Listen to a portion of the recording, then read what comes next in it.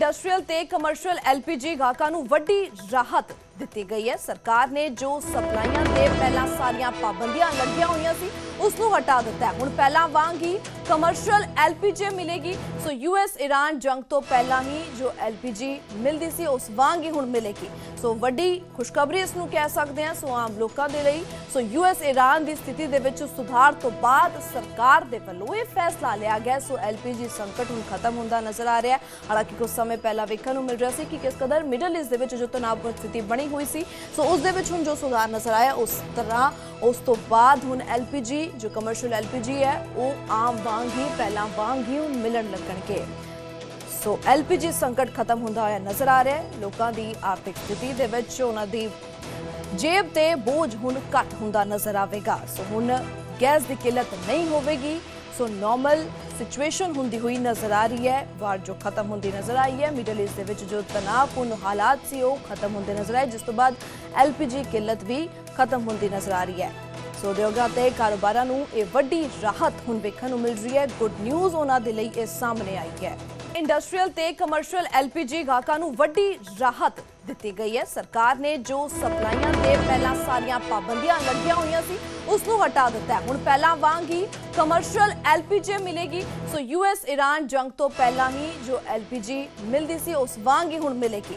ਸੋ ਵੱਡੀ ਖੁਸ਼ਖਬਰੀ ਇਸ ਨੂੰ ਕਹਿ ਸਕਦੇ ਹਾਂ ਸੋ ਆਮ ਲੋਕਾਂ ਦੇ ਲਈ। ਸੋ ਯੂਐਸ ਈਰਾਨ ਦੀ ਸਥਿਤੀ ਦੇ ਵਿੱਚ ਸੁਧਾਰ ਤੋਂ ਬਾਅਦ ਸਰਕਾਰ ਦੇ ਵੱਲੋਂ ਇਹ ਫੈਸਲਾ ਲਿਆ ਗਿਆ। ਸੋ ਐਲਪੀਜੀ ਸੰਕਟ ਹੁਣ ਖਤਮ ਹੁੰਦਾ ਨਜ਼ਰ ਆ ਰਿਹਾ ਹੈ। ਹਾਲਾਂਕਿ ਕੁਝ ਸਮੇਂ ਪਹਿਲਾਂ ਵੇਖਣ ਨੂੰ ਮਿਲ ਰਿਹਾ ਸੀ ਕਿ ਕਿਸ ਕਦਰ ਮਿਡਲ ਈਸਟ ਦੇ ਵਿੱਚ ਜੋ ਤਣਾਅਪੂਰਨ ਸਥਿਤੀ ਬਣੀ हुई सी सो उस दे विच हुण जो सुधार नजर आया उस तरह उस तो बाद हुण एलपीजी जो कमर्शियल एलपीजी है वो आम वांग ही पहला वांग ही मिलन लगणगे।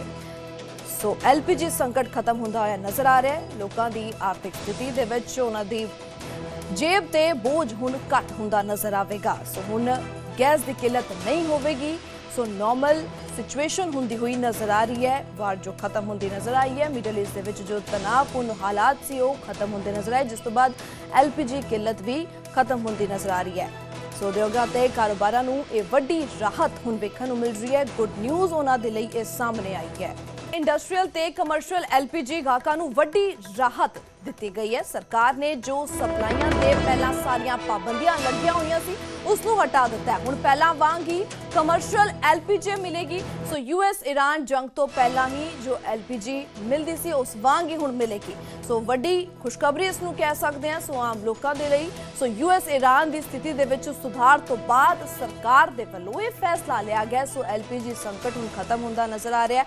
ਹਾਲਾਂਕਿ ਕੁਝ ਸਮੇਂ ਪਹਿਲਾਂ ਵੇਖਣ ਨੂੰ ਮਿਲ ਰਿਹਾ ਸੀ ਕਿ ਕਿਸ ਕਦਰ ਮਿਡਲ ਈਸਟ ਦੇ ਵਿੱਚ ਜੋ ਤਣਾਅਪੂਰਨ ਸਥਿਤੀ ਬਣੀ हुई सी सो उस दे विच हुण जो सुधार नजर आया उस तरह उस तो बाद हुण एलपीजी जो कमर्शियल एलपीजी है वो आम वांग ही पहला वांग ही मिलन लगणगे।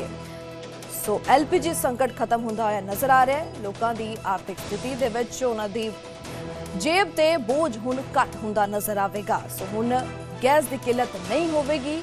सो नॉर्मल सिचुएशन हुंदी हुई नजर आ रही है। वार जो खत्म होंदी नजर आई है। मिडल ईस्ट दे विच जो तनावपूर्ण हालात सी वो खत्म होंदे नजर आए जिस तो बाद एलपीजी किल्लत भी खत्म होंदी नजर आ रही है।